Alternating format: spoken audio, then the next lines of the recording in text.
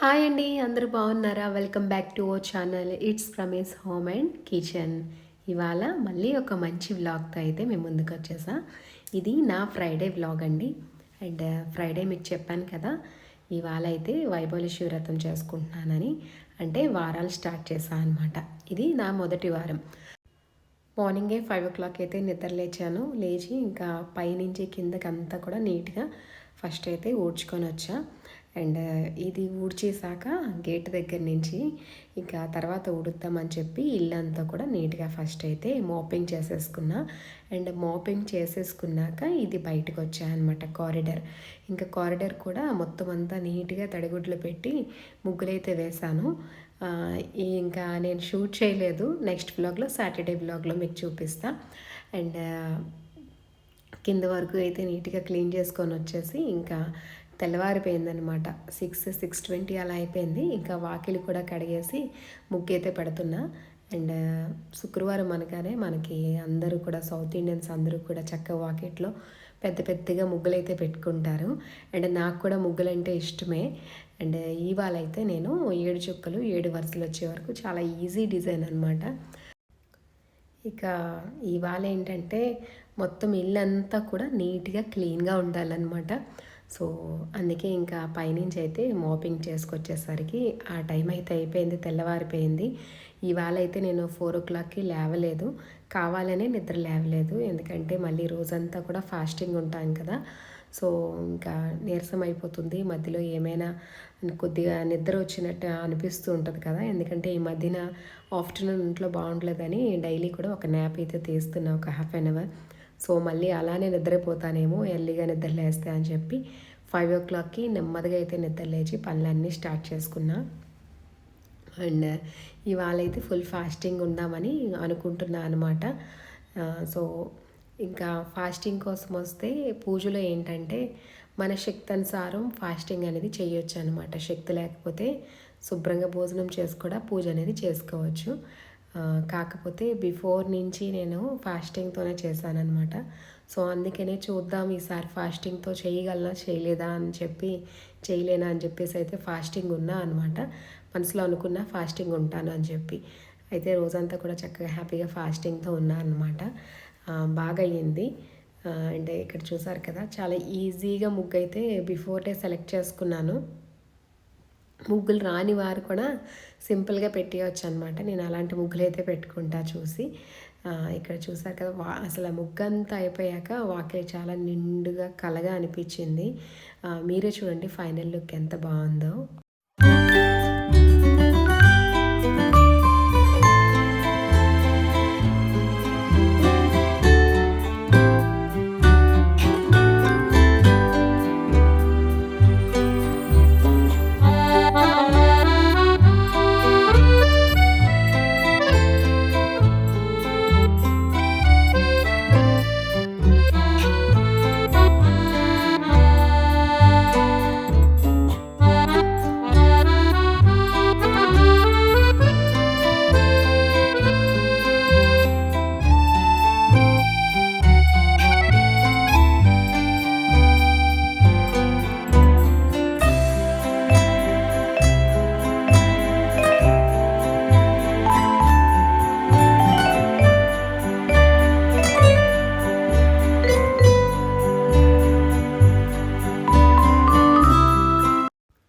చూసారు కదా, final look అయితే ఇలా వచ్చిందనమాట ముగ్గుకి.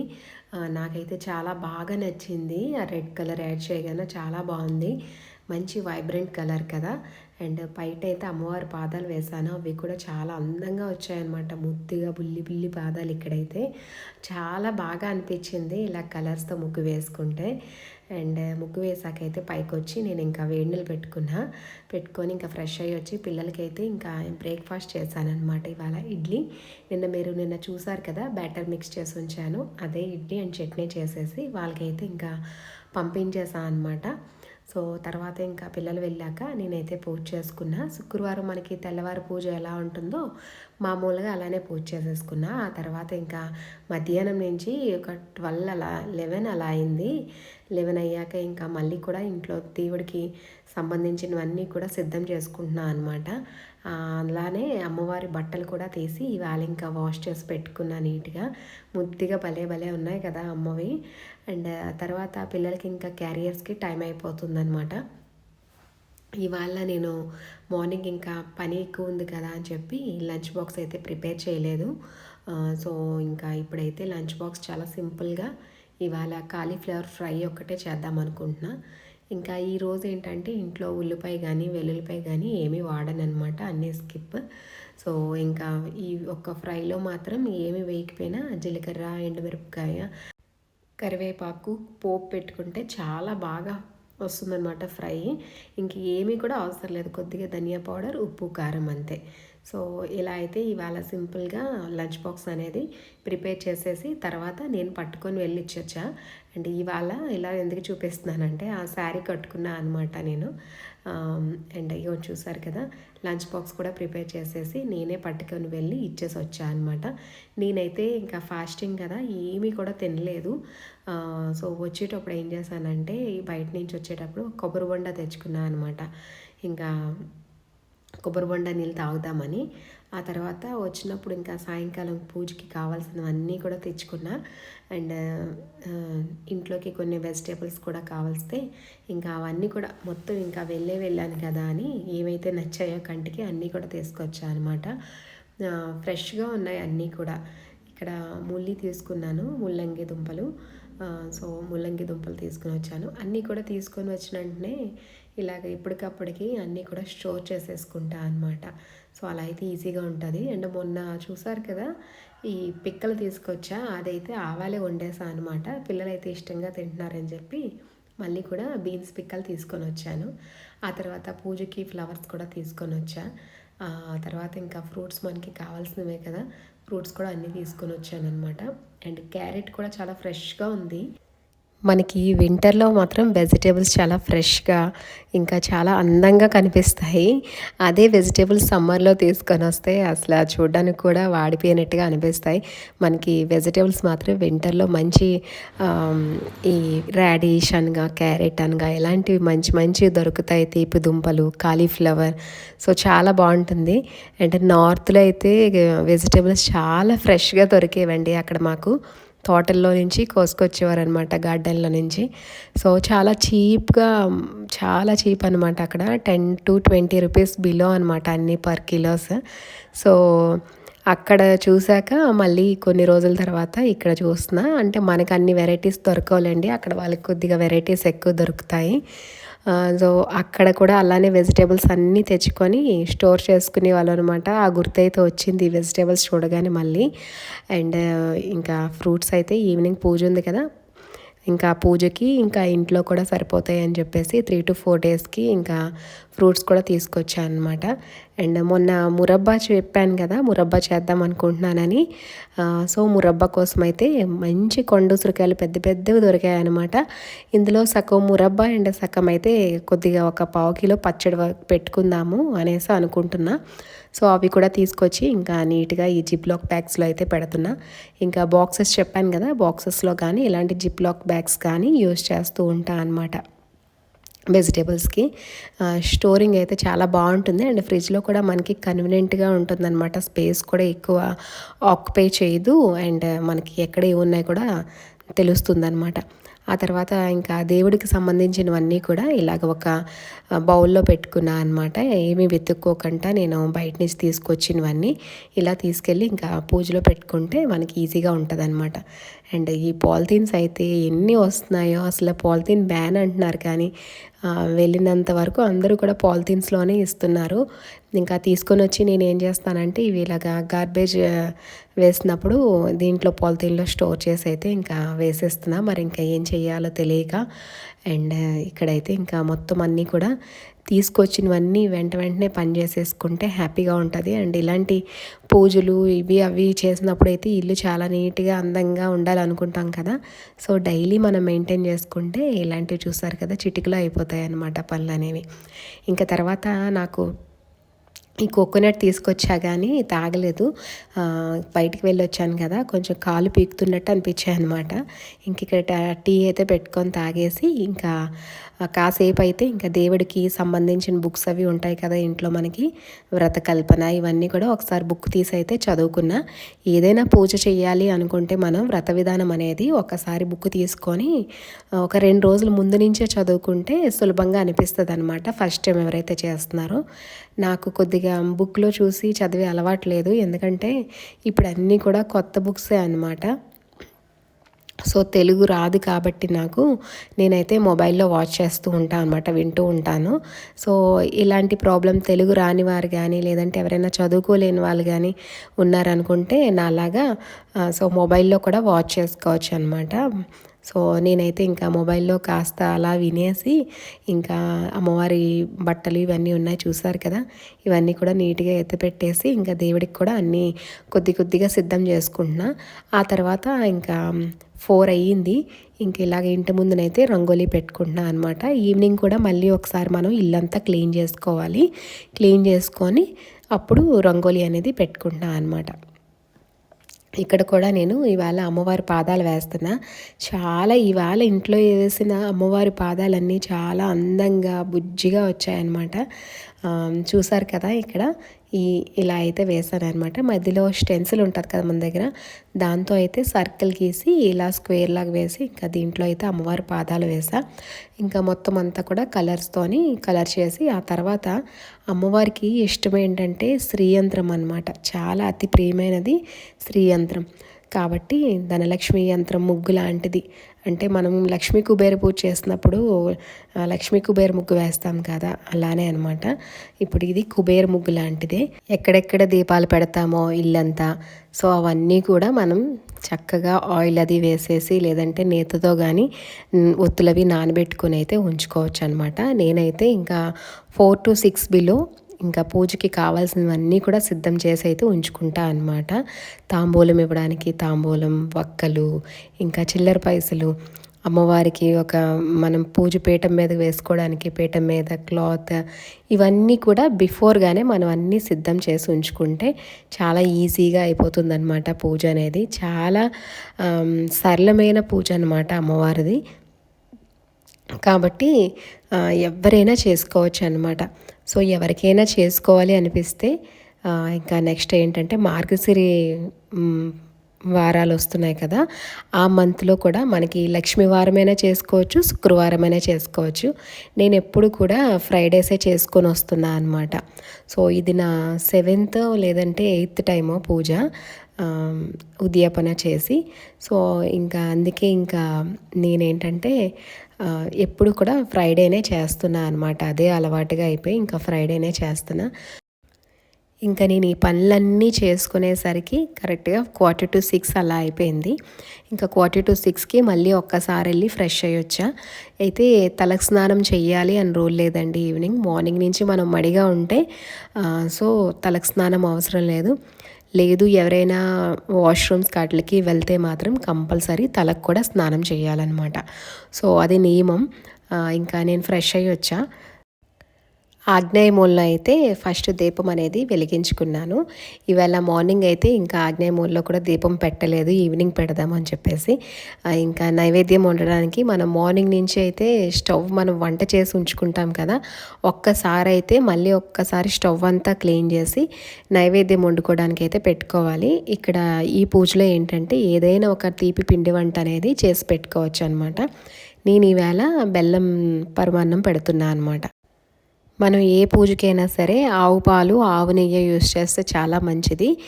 లక్ష్మీదేవి పూజకి అయితే ఆవు పాలు ఆవు నెయ్యి అనేది చాలా కంపల్సరీ అనమాట. ఆ తర్వాత ఇంకా చూసారు కదా, ఇక్కడ మనం ఎలా అయితే గడపకి లక్ష్మీదేవి కింద పూజ చేసుకుంటామో చక్కగా పసుపు కుంకుమ అయితే నేను తెల్లవారే పెట్టుకున్నా. అండ్ ఈవినింగ్ అయితే ఇలాగా గడప పూజ కూడా చేసుకొని చక్కగా లక్ష్మీదేవిని మనం ఆవాహనం అంటే స్వాగతిస్తామన్నమాట ఆవిడ్ని. ఈ సాయంకాలం కరెక్ట్గా 6 అవగానే ద్వారబంధాల దగ్గర ఇలా అయితే పూజ అనేది స్టార్ట్ చేశా. ఆ తర్వాత మనకి బయటన వినాయకుడు ఉన్నారు కదా, అక్కడ కూడా చక్కగా దీపారాధన స్వామికి చెప్పి ఇలా పూజ చేసుకుంటున్నాను, మీరు కూడా రండి మా ఇంటికి, అండ్ అమ్మను కూడా తీసుకొని రండి అని చెప్పి ఇలా అయితే దండం పెట్టుకొని పూజ అనేది చేశాను అనమాట. చాలా బాగా అనిపించింది. చాలా రోజుల నుంచి నేను మనసులో అనుకుంటున్నాను అనమాట, ఎప్పుడు చేద్దాము అని అనుకుంటూనే ఉన్నా, కానీ సడన్గా ఎందుకో చెయ్యాలి అని ఒక థాట్ అనేది వచ్చిందనమాట. ఇంకా స్టార్ట్ చేశాను. చాలా హ్యాపీగా అనిపించింది. ఆ రోజంతా కూడా చాలా నిర్మలంగా గడిచిపోయింది అనమాట. అసలు ఫాస్టింగ్ ఉన్నాననేది తెలియలేదు. అంత హ్యాపీగా, అంత ఈజీగా డే అనేది గడిచిపోయింది. అండ్ ఈవినింగ్ కూడా పూజ చాలా బాగా అయ్యిందనమాట. ఇక్కడైతే అమ్మవారు వచ్చి చక్కగా నించున్నట్టే ఉన్నారనమాట ఆ పాదాల్లో. ఇంకా అక్కడ కూడా ఒక పువ్వేసి నమస్కరించుకొని ఇంకా తులసిమాత దగ్గర అయితే పూజకు వచ్చా. తులసిమాత దగ్గర కూడా పూజ చేసేసుకొని ఇంకా ఈ లోపల నాకు నైవేద్యం అనేది చక్కగా అవుతుందన్నమాట. ఇంకా లోపల నేను ఫస్ట్ ఏ పూజ చేసినా మనం పీఠం ఏదైనా పీఠానికి పూజ చేసే ముందు మనం ఇంట్లో ఉన్న, అంటే డైలీ మనం నిత్య పూజ ఎక్కడ చేసుకుంటామో అక్కడ కూడా మందిరంలో దీపారాధన అనేది చేసుకోవాలన్నమాట. సో బయట అయిపోయాక ఇంకా లోపలికి దీపారాధన చేసుకోవడానికి అయితే వచ్చాను. ఇక్కడ కూడా చాలా బాగా దీపారాధన అనేది చేసేసుకొని ఆ తర్వాత ఇంకా నెక్స్ట్ మనం పీఠం దగ్గరికి కావాల్సినవన్నీ కూడా చక్కగా నేల మీద ఏమీ పెట్టకుండా ఏదైనా కొత్త బట్ట కానీ లేదంటే చేపలు ఉంటాయి కదా మనకి పూజకి సంబంధించి వాడతాం కదా, అలాంటిది ఏవైనా వేసి వాటిపైన అయితే చక్కగా మనకి పూజకి సంబంధించిన అన్నీ కూడా కిందన ఒక దగ్గర సర్దుకొని ఆ తర్వాత ఇంకా మనకి ఆచమనం చేసుకోవడానికి నీళ్ళు, ఆ తర్వాత మనం ఇంకా కలశం పెట్టడానికి నీళ్ళు, ఇవన్నీ కూడా ఒకవేళ మనం లేవలేము అనుకునేటప్పుడు ఒక చిన్న బిందెతో పట్టేసుకొని మడితోని నీళ్ళన్నీ అక్కడ పెట్టుకుంటే చక్కగా మనకి ఉపయోగపడతాయి అన్నమాట. సో నేనైతే ఇంకా పూజ అనేది స్టార్ట్ చేసా. మీకు ఫస్ట్ నేను షో చేయలేదు. కిందన ఫస్ట్ మనం ఏ పీఠం మీద వేసేటప్పుడు కొద్దిగా నీళ్ళు జల్లి అయితే కింద కూడా ముగ్గు పెట్టాను నేను. కింద ముగ్గు పెట్టి ఆ తర్వాత పీఠం వేసి దానిపైన ఏదైనా రెడ్ క్లాత్ వేయాలన్నమాట. మెయిన్గా అమ్మవారికి ఏంటంటే వైభవలక్ష్మి తల్లికి రెడ్ కలర్ అంటే చాలా ఇష్టం అనమాట. రెడ్ కలర్ పువ్వులు, రెడ్ కలర్ గాజులు, రెడ్ కలర్ అక్షింతలు అన్నీ రెడ్ కలర్ ఈ క్లాత్ కానీ వేయాలన్నమాట. సో నేను ఇంకా ఇలా రెడ్ కలర్ క్లాత్ అయితే వేసా. పీఠం మీద కూడా చక్కగా మనం ముగ్గు ఒకటి పెట్టుకొని పసుపు కుంకుమ అక్షంతలు వేసుకోవాలి ఫస్ట్. తర్వాత ఈ రెడ్ కలర్ క్లాత్ వేసుకొని దానిపైన కూడా 2 అక్షంతలు వేసి అమ్మవారి ఫోటో పెట్టే ముందు ఒక 3 గుప్పెట్లు బియ్యం అనేది వేసుకోవాలన్నమాట. మన చేతితో గుప్పెటికి ఎన్ని వస్తాయి అన్ని 3 గుప్పెట్లు బియ్యం వేసి ఆ తర్వాత ఈ పూజకి ఏంటంటే ప్రప్రదంగా మనకి కావాల్సింది అమ్మవారి ఫోటోతో పాటు ఇలా యంత్రమునే ఫోటో కావాలన్నమాట. ధనలక్ష్మి యంత్రం ఉంటుంది, ఆ ఫోటో మాత్రం కావాల్సి వస్తుంది. సో చాలా కష్టమే, ఇది వెతికితే దొరుకుతుంది. నేను ఈ ఫోటో ఏంటంటే పంజాబ్లో తీసుకున్నానండి. చాలా స్టోర్స్ వెతికి చాలా కష్టపడి అయితే తీసుకున్నా అనమాట. వెతికి అమ్మవారి కోసం ఇది 2 రోజులు వెతికితే నాకు దొరికిన ఫోటో అనమాట. అప్పుడు విద్యాపని చేశాను పంజాబ్లో. అప్పటి ఫోటో మళ్ళీ ఇప్పుడు ఆ ఫోటోతో పాటు పూజ చేస్తున్నా. అండ్ తర్వాత అయితే మనం కలశ స్థాపన చేసుకోవాలి. కలశలోకి మనం చక్కగా నీళ్ళలో రాగి చెంబు కానీ లేదంటే మన దగ్గర వెండి చెంబు ఉన్నా ఇత్తడి చెంబు ఉన్నా పర్వాలేదు, దాంట్లో చెంబు నిండా చక్కగా నీళ్ళు తీసుకోవాలి. మన కొబ్బరికాయ ఎంత ములుగుతుందో అంతవరకు నీళ్ళైతే వేసుకోవాలన్నమాట. నీళ్ళు వేసుకొని దాంట్లో పసుపు కుంకుమ అక్షతలు, ఆ తర్వాత ఒక పువ్వు, ఒక వక్క, ఇక తర్వాత మన దగ్గర బంగారం ఏదైనా ఉంటే బంగారం వేసుకోవచ్చు. బంగారం లేకపోతే వెండిదైనా నాణం వేసుకోవచ్చు. ఒకవేళ వెండి నాణం కూడా లేకపోతే రూపాయి నాణ్యమైనా వేసుకోవచ్చు. వేసుకొని దానిపైన అయితే మనం కొబ్బరికాయ పెట్టి కలశంకి ఎలా పెడతామో అలా పెట్టుకొని అయితే సిద్ధం చేసుకోవాలి. నా దగ్గర అమ్మవారి ఫేస్ ఉంది కదా, ఇంకా మీకు ఎవరికైనా తెలియకపోతే ఈ అమ్మవారి ఫేస్ కోసం కూడా చెప్తా. ఈ అమ్మవారి ఫేస్ నేను కొల్హాపురి మహాలక్ష్మి శక్తిపీఠం ఆలయం నుంచి తీసుకొని వచ్చానండి. ఇది కూడా తీసుకొని నేను ఇప్పటికి ఒక 7 ఇయర్స్ అవుతుంది అనుకుంటా. 7 ఇయర్స్ అయితే అవుతుంది. అప్పటి నుంచి కూడా మాత నాతోనే ఉందన్నమాట. అక్కడి నుంచి తీసుకొచ్చాను. చాలా అందంగా ఉంటారనమాట మహాలక్ష్మి తల్లి రూపం అంతా కూడా చాలా బాగుంటారు కలగా. ఇంకా అమ్మను కూడా పెట్టి మన దగ్గర ఏవైనా బంగారు నగలు ఉంటే చక్కగా అలంకరించుకోవచ్చు. ఇంకా ఫస్ట్ చెంబుకి మనం చక్కగా పసుపు కుంకుమ గంధములతో అయితే బొట్టు పెట్టుకోవాలి ఫస్ట్. అయితే తర్వాత ఈ చెంబులో ఇవన్నీ వేశాక మన దగ్గర మామిడాకులు కానీ లేదంటే తమలపాకులు ఏమైనా ఉంటే పెట్టుకొని ఆ తర్వాత మనం కలశ స్థాపన అనేది చేసుకోవాలన్నమాట. ఆ తర్వాత ఇక దీపారాధన చేసుకొని చక్కగా మనకి వైభర్షి వ్రతకల్పన బుక్ అని దొరుకుతుందండి. సో ఆ బుక్లో ఉన్న విధంగా చూసైతే పూజ అనేది చేసుకోవచ్చు అనమాట. ఆ బుక్లో ఫస్ట్ మనం చేసినప్పుడు ఏంటంటే పూజ చేసే ముందు వినాయకుడిని పసుపు ముద్దతోని తర్వాత గౌరీమాతని కూడా తయారు చేసి పెట్టుకోవాలి. ఇంకా పసుపు గణపతికే మనం పూజిస్తూ ఉండాలన్నమాట.